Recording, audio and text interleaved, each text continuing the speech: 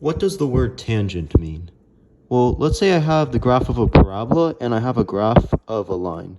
And I would say the line is tangent to the parabola because it intersects exactly at one point.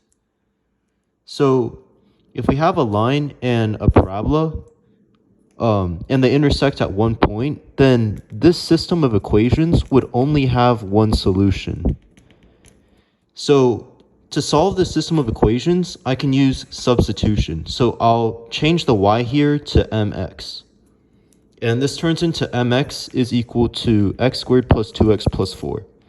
And I'm going to subtract mx on both sides of the equation. So this turns into 0 is equal to x squared plus, I'm going to put parentheses here. And you tell me what should be inside the parentheses. I'll put the plus 4. So there's 2x, and then I subtracted mx. So it should be 2 minus mx. And so since they're tangent, there's only one solution to this system of equations. So there should only be one solution to this quadratic. What formula tells you about the number of solutions to a quadratic? Yep, it's the discriminant. So it's b squared minus 4ac. X squared is the same thing as 1 times x squared. So this number is your a, this number is your b, and this number is your c. So what would the discriminant be equal to? Well, I'm going to change the b to this. So it's 2 minus m squared minus 4 times how much? Times 1 times 4. So this becomes, and in order for the discriminant to have exactly one solution, what does the discriminant need to be equal to?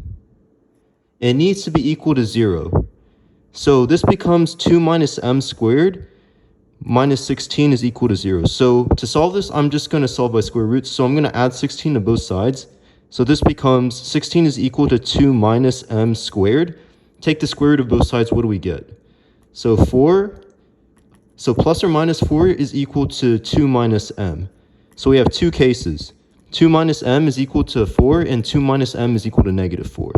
So if I add m to both sides and then subtract 4, I get m is equal to negative 2. And for this one, I get m is equal to 6. So these are your two values of m for which this system of equations only has one solution. And this is your answer.